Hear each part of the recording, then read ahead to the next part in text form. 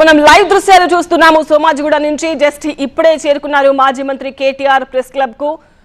లోపల దృశ్యాలు కూడా ఒకవైపు చూడొచ్చు మనం. హానరబుల్ చీఫ్ మినిస్టర్ అంటూ ముఖ్యమంత్రి కోసం ఒక కుర్చీని వేసి అక్కడ వెయిట్ చేస్తున్న దృశ్యాలు మనకు కనిపిస్తున్నాయి.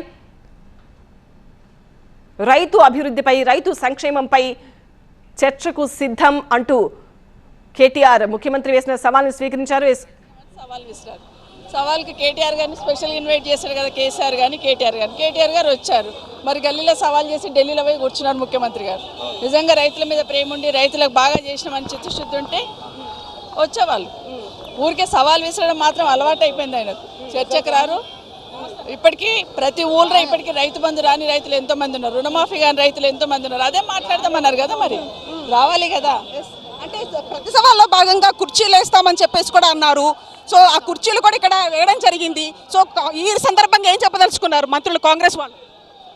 నేనేమంటున్నా, చర్చకు రమ్మని ముఖ్యమంత్రి గారు స్వయంగా పిలిచారు. కేసీఆర్ వస్తారా కేటీఆర్ వస్తారా, పైగా అసెంబ్లీకి రమ్మనిలే, నా కార్యకర్తలను తీసుకొని వస్తా అన్నాడు ముఖ్యమంత్రి గారు. మరి ఈరోజు కేటీఆర్ గారు వచ్చారు. సవాల్ విసిరినప్పుడు సమాధానం చెప్పడానికి సిద్ధంగా ఉండాలి కదా.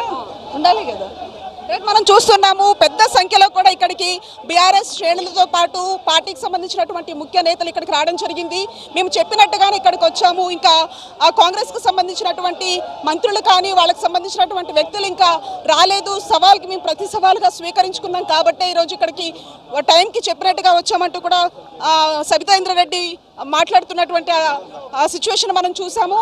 పెద్ద ఎత్తున కూడా ఇక్కడ బీఆర్ఎస్కి సంబంధించినటువంటి శ్రేణులు, అంతేకాకుండా సోమాజిగూడ ప్రెస్ క్లబ్కి ఇక్కడికి వచ్చారు. రైతులకు సంబంధించినటువంటి రుణమాఫీ కానీ ఇతర అంశాలకు సంబంధించి గత 18 నెలల నుంచి కూడా మాటలు చెప్పారే కానీ వాటిని నెరవేర్చలేదంటూ కూడా ఒకవైపు బీఆర్ఎస్కి సంబంధించినటువంటి ముఖ్య నేతలు ఆరోపిస్తున్నటువంటి పరిస్థితి ప్రస్తుతం మనం చూస్తున్నాం. పెద్ద సంఖ్యలో కూడా బీఆర్ఎస్కి సంబంధించినటువంటి శ్రేణులు ఇక్కడికి వచ్చినటువంటి పరిస్థితి.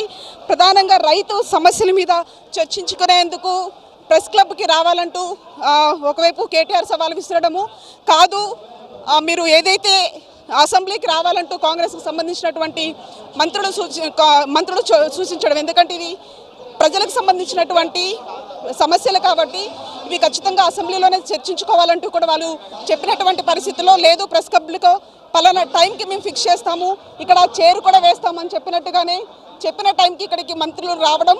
అంతేకాకుండా ఇక్కడ మేము ఎదురు చూస్తూ ఉంటాము కానీ సీఎం ఇక్కడ లేకపోవడం, మిగతా కాంగ్రెస్ సంబంధించినటువంటి మంత్రులు ఎక్కడున్నారంటూ కూడా ఇక్కడ ఉన్నటువంటి బీఆర్ఎస్ ముఖ్య నేతలు ప్రశ్నిస్తున్నటువంటి పరిస్థితి ఇక్కడ కనిపిస్తూ ఉంది. రైట్ జ్యోతి.